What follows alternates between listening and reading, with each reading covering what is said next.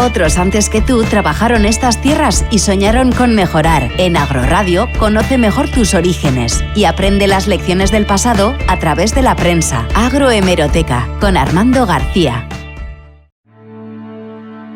Aprovechando que el protagonista de la semana es el melón piel de sapo de Adra, es bueno recordar que donde hoy crecen melones dulces como el caramelo, antes creció la caña de azúcar.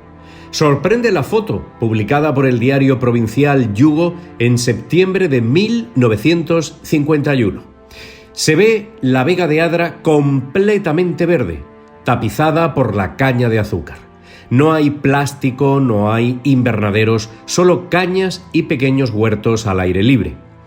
La producción de caña de azúcar estuvo ligada a las tierras abderitanas desde hace muchos siglos.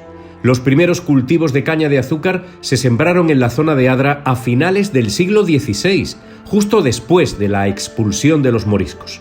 Como sucedió con la seda de la Alpujarra, el comercio de la caña de azúcar estuvo controlado en sus inicios por ricas familias de Génova y de Milán.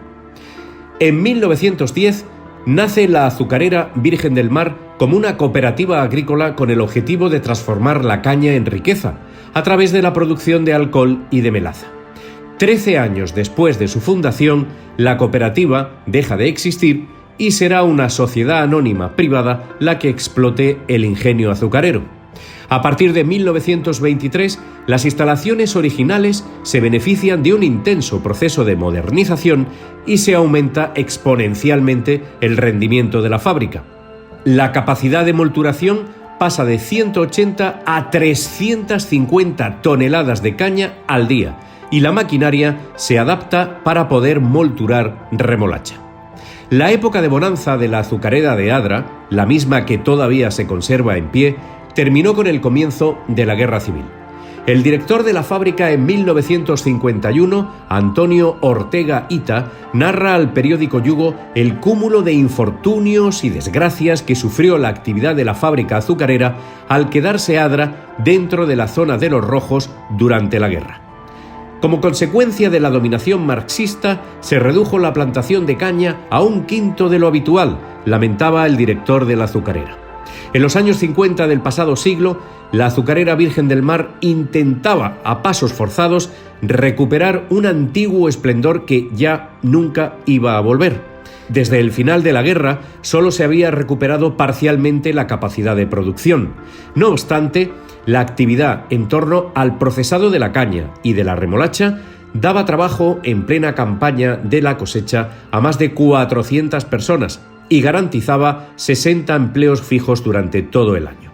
En aquella época, Adra aspiraba a especializarse en el cultivo de la caña, con mayor capacidad de producir azúcar que la remolacha, debido a que las tierras de la Vega de Adra eran especialmente buenas para la planta de la caña.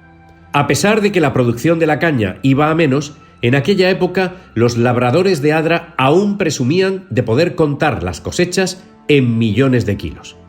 Sin embargo, la caída de los precios del azúcar, junto con el auge de la producción de frutas y hortalizas en enarenado primero y en invernadero después, truncó para siempre las expectativas comerciales de la caña de azúcar en Adra. Solo 5 meses antes de que el periódico Yugo publicara este interesantísimo reportaje sobre la caña de azúcar en Adra, en abril de 1951 fue cuando el Consejo de Ministros de Franco declaró de urgencia y de utilidad pública el alumbramiento de los primeros pozos en el campo de Dalías. Sería el verdadero pistoletazo de salida para disponer del agua necesaria que favorecería todo el desarrollo agrícola que vendría después. Fue el principio de un cambio importantísimo con el que Almería ha conseguido hacer historia. Apenas 15 años después de este reportaje sobre la caña de azúcar, el primer invernadero se hizo realidad. Hasta la semana que viene.